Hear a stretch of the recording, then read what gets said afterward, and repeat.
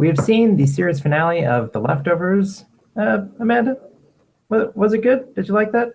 I did. I cried. I really, really cried. And I don't know how anyone watching this could not think Carrie Coon deserves to be in the 6 or 7 nominees for best drama actress.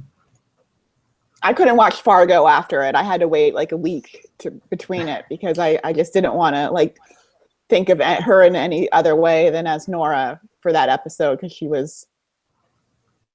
she gave us a master class as far as acting is concerned. And when you think of the people involved who did Lost also, and how big that season finale was, to strip this down to only 4 characters is it was really emotional. Are you getting emotional right now? No, I have really bad sinuses. Okay. It's dusty and it's dusty there. You know, I have the same reaction. I was like, every time I think about it, I just loved it so much. Like I was ready to criticize, and I was gonna say to Damon Lindelof, good job, but I wish you had done this. But I just can't imagine a better finale. I really can't. I just thought it was so beautiful and perfect, and it didn't disappoint me at all. I loved the first 10 minutes. I was riveted by the whole sequence of her going into the bubble, and then the middle part was really cool. Obviously, it's in my home country, so I was totally into that, and I related to a lot of it. And then the end, the last 10, 15 minutes, just watching her explain what she says, because we'll get into this later, what she says happened, was cool. I loved it a lot. And when Amanda, when you said you couldn't watch Fargo, it's exactly the same. I was like, Fargo has to go on hold for a couple of weeks because I can't go there. She's Nora at the moment, and I can't go there with her as Gloria. And I'm worried that she won't get nominated because this show is just simply not on the radar. And we'll talk about that later too. But I really, really hope that they're paying attention, because she should be winning that Emmy. She was just phenomenal. Yeah, this is the first time where I'd say she's really been a lead on the show. I mean, in the first half of the first season, she just wasn't really there, kind of a minor character. The second season, she missed a few episodes. And even when she had her own episode, she was just sharing it with Regina King. Whereas this year, the second episode, Don't Be Ridiculous, about her with Mark Lynn Baker, was all about her. The finale is all about her. There's that episode in the middle where she's fighting with Kevin. That's all about the two of them. She just dominated this season. Just has she can submit any of those, and I think it'll be the best tape that we get in that category if she's nominated. In terms of the episode, we talked about our expectations for the finale and what we're happen, and I kind of thought I have no idea, but it's kind of as watching episode, I kind of thought, actually, I guess I kind of was expecting to see a lot more characters, to be the last finale where you kind of check in with everybody, you wrap up everybody's story. And then I was watching, I thought, I don't know if I'm a huge fan of it, but so many episodes of The Leftovers that are kind of more experimental like that, then by the end of it, I was really won over. And I didn't cry this time because, as we discussed last week, I've become a man now. But I think next time, there won't be so much pressure on the episode, in my mind, thinking oh, what's going to happen? Are they going to stick the landing? And I'll be able to appreciate it more on an emotional level. Yeah, that's a very good point. And I also was just what drew me in mostly is in that monologue at the end, was when I've thought back on the episode, thinking back on how I enjoyed it, I have all these images in my head of her in the parallel world, as if it had been filmed. It was so evocative. Her acting and the writing was so on point that it felt like I was there and experiencing whatever she was telling us. I don't think there has been anything else on TV this season or many previous seasons that have done that, or films or anything. That just tells me that The Leftovers is special. And it's, I just found that really bizarre that it was that well done. Carrie Coon gave the best description as far as what this. I mean, yeah, I don't think she needed any more words when she talked to you, Rob. Yeah, she's right. Nora caught off guard. I mean, really, that's it. That's exactly what happened. I was so annoyed when she told me that to begin with. I was so thinking, oh, that's too cryptic. Tell me something good. Tell me something juicy. No, I mean, that's pretty perfect. No, that is actually like the best synopsis of the episode. I mean, if you read what HBO wrote as their synopsis, I'm like, no, I think Carrie Coon.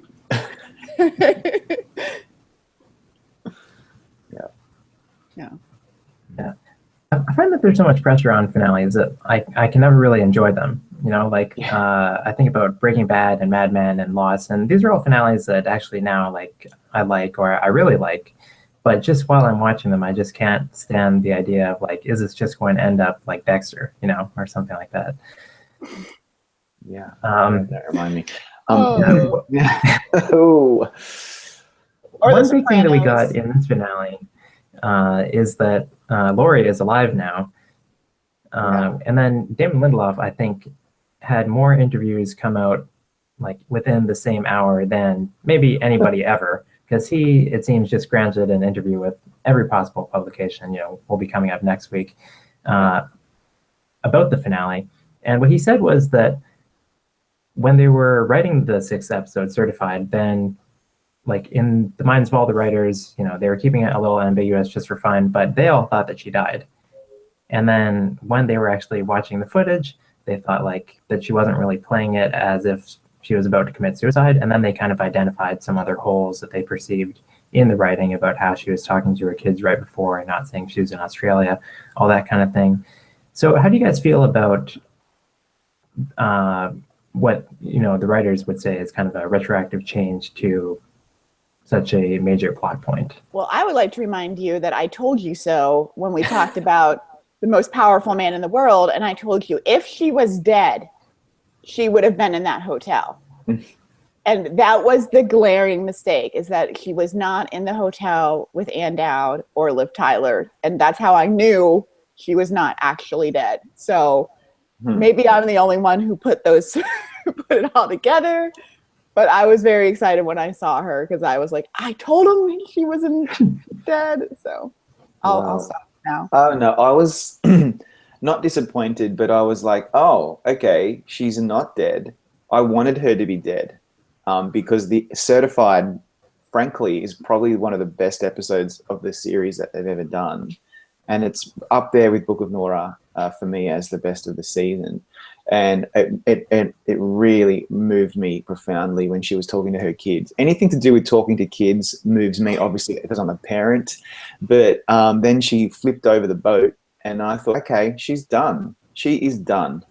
And then we saw her in the finale, and I was prepared to go with it because I had all these ridiculous theories in my head that maybe this whole thing was just a big dream, or maybe Nora and they were all dead anyway, and this was some kind of weird afterlife. But that's not the case. I just think that, yeah, we've just got to accept that she didn't die, and it was a coincidence that she just happened to be going scuba diving, and she didn't tell her kids what she was doing, and she didn't say goodbye, and she didn't say she was in Australia, and that, I guess that does work as well.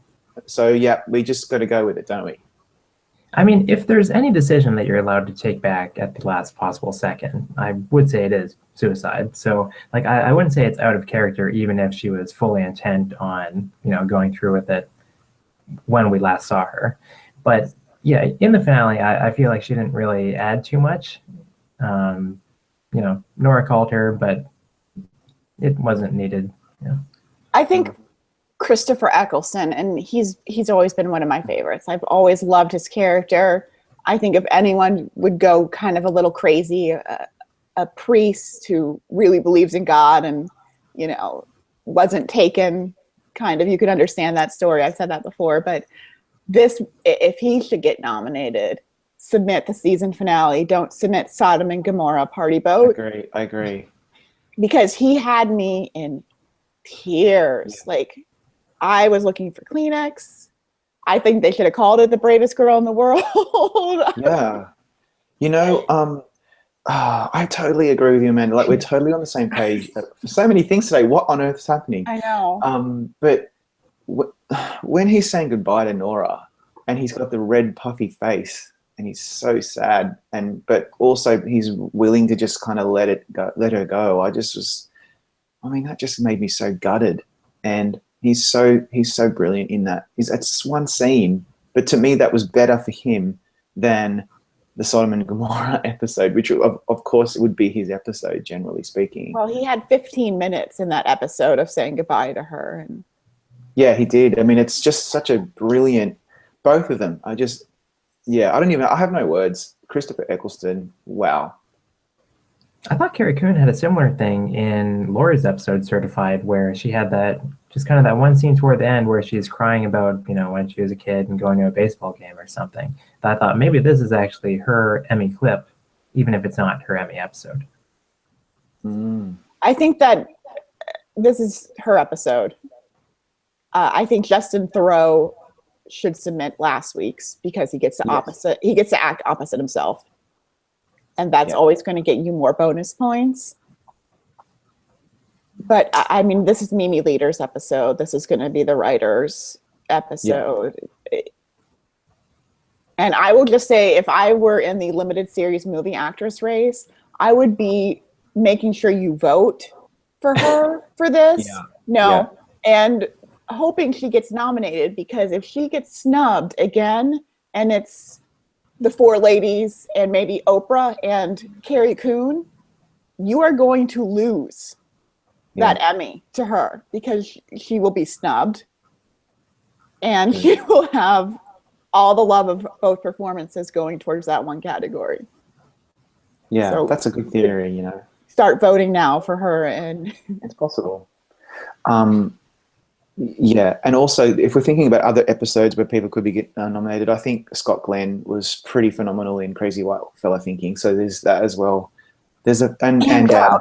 I'm talking to her tomorrow. Oh my God. Don't stuff it up. So there's so much. The Leftovers has got to get something. And please, let's not even just talk about music supervision. That's a whole other thing. We do that every week. Was this the first time we heard the song? Because I can't remember, every week. For Let the Mystery Be. It was so smart just to use that song one time for this episode. Very intentional. Obviously, I think Damon's done that intentionally, and we get it. Yeah, we hear you, Damon. Let the mystery be. And the makeup, the aging was. The aging makeup was great. It wasn't distracting where you're like, somebody did a crappy job at the last possible second. They did from everything, this was perfect. And the birds at the end, I hate birds, and I was like, oh, they came back. Wait, what? You hate birds? Amanda hates birds. I saw the Hitchcock movie when I was too young, and now I'm like petrified that I'm like, no, I saw it when I was like 6, and like it scared. That's not a good That's rough, because they're everywhere. Yeah, I see them everywhere. Escape birds. And we've got some ones in Australia that will kill you. So like everything in Australia wants to kill you. Anyway, sorry. An Australian wedding, so we usually kill goats or try to kill goats. And no, we do not. But that was I a very felt so interesting bad for that animal. I'm like, oh my God, that poor and Damon Lindelof has said that when he's been asked the question, what character do you most identify with on the show, he has said the goat. So, and I understand it completely. And I feel bad for you, Damon. I felt bad for that goat because of I thought maybe some guy would just come back and get him and take the beads off. And I'm like, you let that goat go. Oh my God. It's a beautiful scene when she's running up that hill and trying to save the goat as well. Beautifully shot. Again, Mimi Leader, she's just she's so ahead of the pack, isn't she, in terms of her talent as a director? Yeah. I'm going to be physically upset if this show doesn't get something. I am too. I'm going to vomit a lot. I'm going to be very upset. Not just music supervision. The actor from Perfect Strangers. I would love to see him. What about if they just got music supervision? Would that be enough?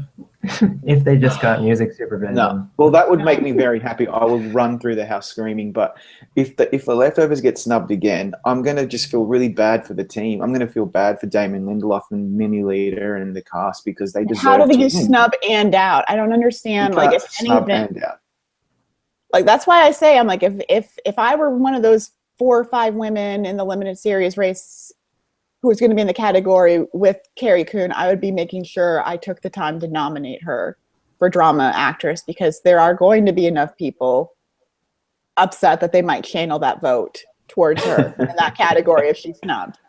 Yeah, whereas if she gets a nomination for Fargo, it'll make some of us a little bit more calm, and so it won't become this big drumbeat. Yeah, I don't know. I don't know what to say about Emmys. The Emmys frustrate me because I just have a feeling that we're not going to see it again. You know, International Assassin was to me like a shoo-in. It had to be nominated. It just had to be nominated, and it wasn't.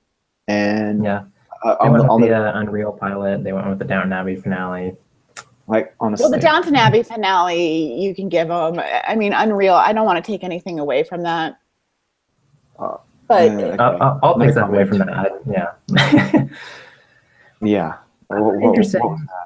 But the leftovers, I'd say this year is kind of the clear push from the critics. Like, you know, when it comes time for them to push something. I mean, normally it's the Americans. This season, I feel like there's some consensus that this was a slower season, not as monumental. Yeah. And the same with Fargo, actually, too, which is kind of historically another big show that the critics love. Where this season, you know, they still like it. It's picking up lately, but for a while there, you know, people were quite worried, I would say, about whether this season of Fargo was going to amount to something.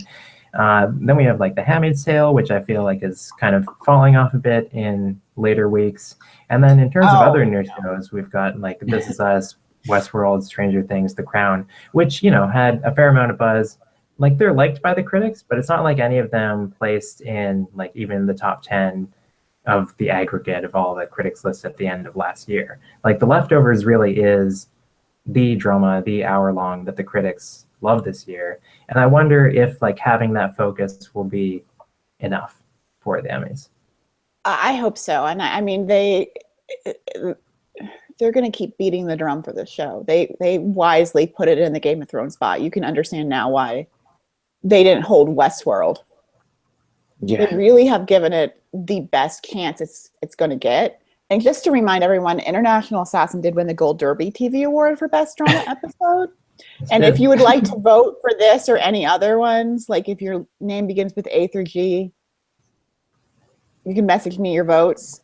But, you know, if you want to vote for Book of Nora or any of the other ones, I don't want to tell you how to vote, but just to remind you. Yeah. But Riley, I think you have a point, Riley, because there has been a consensus that The Leftovers has been probably the series of the year. We don't even have the OJ thing in limited series kind of taking some of the heat away from Leftovers. Season 2 was also very, very well acclaimed, but it just appears that if everyone wants to kind of zone in on something, I mean, Handmaid's Tale is probably quite up there given how timely it is and given what's going on in the US right now. But yeah, if the Book of Nora hadn't have been so perfect, it probably would have taken a bit of the shine off, but they did stick the landing, and it looks like the critics will be giving it a lot of attention at their awards soon, and I hope and assume. The Americans did have a very different kind of year. It wasn't as big, and so I still thought it was wonderful, but not maybe as good as some of the other seasons. So what else is out there that usually contends with or competes with The Leftovers for attention? I'm just drawing a blank. Better Call Saul. I mean, the night of is kind of aired already. So you know, as it was a while ago.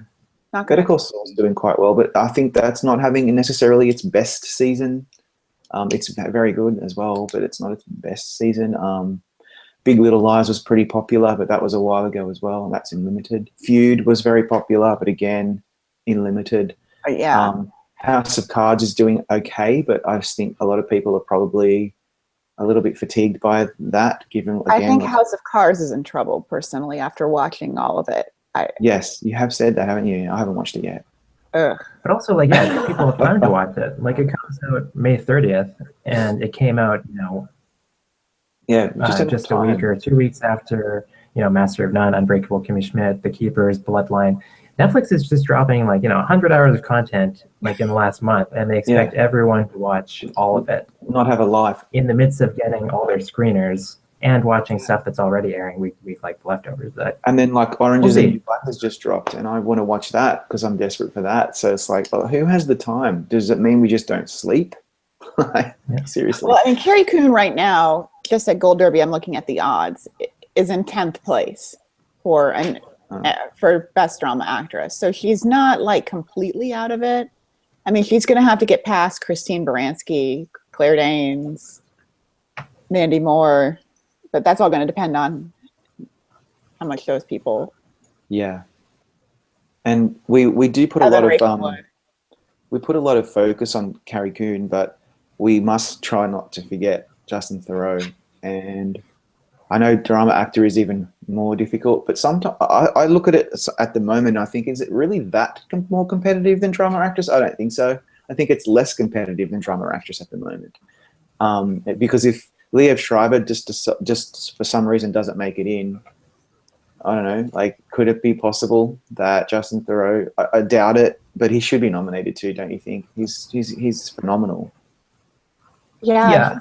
He's married to an Emmy winner. Yeah, that should be the reason. And she makes some phone calls, like, come on. Come on. Yeah, I said this in a previous week, but I think that if The Leftovers does hit, like, it'll get series, it'll get actor, it'll get actress, just like The Americans did, and just like Friday Night Lights did. So that's where the issue is for me, is that like I can easily slot it into drama series, but then when I get to drama actor, and then I already have Sterling K. Brown coming in, and I'm trying to figure out who is the weakest among like Bob Odenkirk and Kevin Spacey and these other guys that have been around for a while. That's where it gets tricky for me, but hopefully I sort that out, because it's not like the voters are thinking like that, like, oh, who do I have space for? They're just voting for whoever they see when they get the ballot. Well, they get to pick 10. I mean, if I could pick 10. Well, only in the series category. Oh, that's right. Okay. Sorry. So is there anything Kyle else? Chandler could have trouble, but... Oh, yeah, I think that's a possibility too. Cool. Let's talk about the episode more before we wrap up, because you know why. I have somewhere to be. So, yeah, tell me, what else about the episode did you love or whatever, not love? Well, what about you guys believe Nora? Thank you. That's what I was trying to get at. I just forgot why. I want to talk about that before. Do you believe her or not? Is she telling the truth? Yes. Okay. No. Right. Because I don't have a reason to believe. She's always been such an honest character. And she's always been one that's searching for the truth. So I don't think she would lie to Kevin for no reason. I think it tells you what type of person you are, maybe what kind of perspective you have, if you are a believer or not. And I am skeptical about her story, but I want to believe. It's like the X-Files. I just want to believe. I want to believe. It makes me feel happy to believe her story. And when she's talking about watching her kids and her husband with the new woman from the distance, and you know she's a ghost and all that, it just broke me. And I don't want to believe that that's just a story she was telling Kevin. So I'm going to say yes, but I have a feeling that she was trying to say, when she's in the bubble, stop, and then that she didn't actually go through with it, and she just stayed in Melbourne. No, because I don't think she would have missed her brother's funeral otherwise. That's the one thing. I get avoiding it, but I don't think she... Riley, tell me, why do you not believe? Yeah, see, I watched it and I didn't really think anything about it. I was just like, oh, okay, you know, that's a great story, Nora. Too bad we didn't get to see it. But in a show with, you know, Kevin dying how many times and all that other kind of stuff, it was not hard for me to believe at all. It's only after that I went, you know, online and, you know, read the opinions of much smarter people on Reddit, you know, thousands of words about like how the episode was structured around like all these people telling lies versus truths and how that affects their well-being, and how like the entire show is about that, but especially this episode, like a scene that I just took as kind of a throwaway fun thing where she goes and confronts the nun and she says like, you were having sex with that man on the ladder. And she says, you know, no, I wasn't. At the time, I just thought, oh, you know, it's nice that we have some humor in this episode, because this was actually pretty dramatic compared to the rest of the season. But then that episode, or that scene, is supposed to establish how, like, you know, the nun is happier now that she's lying, and that's why it's so difficult for Nora throughout the episode, because she's always telling the truth, and throughout the entire series, she hasn't been able to accept any kind of alternate explanation that's been offered to her. Like, people keep calling her, they keep saying like, maybe this is what happened to your kids, and she just doesn't accept any of it. And it's only at the end when she sees that like Kevin is lying and everybody's lying, that if she can finally tell a lie herself, then she'll be a lot happier. I don't think she's lying, because she's never really, as a character, been much for it. That's my one problem, is that as much as she believes all of the stuff Kevin's been through, she's always been looking for truth. She's sought out fraud and to stop fraud. So I don't know, I believe her. Maybe I just want to believe her. Yeah. I think they're I both find it valid. tricky too, as as a viewer of The Leftovers and Lost, and just following Damon Lindelof. I remember in Lost, season 5, he spent the entire season setting up these two kind of mantras, which are like whatever happened, and dead is dead. So that one of them comes back in the series finale where he says, I told you so. There were no alternate universes. This is what we've been saying the entire time. The other one comes in the form of where Locke actually is dead. And then in the season 6 premiere or whatever, then Saeed just comes back to life. Or, in The Leftovers, where it seems like everything that's happening inside Kevin's head might just be inside his head. He gets shot in the chest from a couple feet away, and then he has to sing karaoke and he's back. So I feel like the show, and Damon Lindelof especially, even though they often say that, all interpretations are valid, he is a sci-fi writer, and he does like to play in that arena sometimes. That's very, very, very persuasive. But at the end of the day, you go with whatever you want to go with, I suppose. And the nun thing is what you said earlier, Riley. That really did make me think twice when I saw it for the second time. I was like, oh, we're not just seeing that for no reason. And maybe she's just telling the story, and why didn't we see it, and all those questions. But ultimately, I'm just going to believe her, and because it makes me happy. So that's what I'm going to do. So they ended it together. I don't know what we decided on as their celebrity nickname, but yeah, they ended together. And I just love. Did you really? Were you upset that he hated going to Australia year after year after year? Yeah, how could you possibly hate going to Australia? But yeah, he loves Miami though. Yeah. Yeah. So okay, and before we started rolling, I was asking you guys if we could just talk about our favorite moment from the series as a whole, if we can wrap up that way. I'll go first. And I loved the moment in the first season when we get to go back and see how the departure affected all of the main characters. There's a moment when Chris Ilka, and I've just forgotten the names now, but they're in a circle and that girl disappears, and then Kevin's having that affair and he lifts the sheets and she's gone, and Laurie's having the ultrasound and that whole thing. And then obviously Nora is the one that just kills me. I've seen it so many times. She turns around and the orange juice is on the table, and seriously, there's no, what show can do that lately? not many. And I'm so grateful to The Leftovers for moments like that. There are others, but that's the one for me.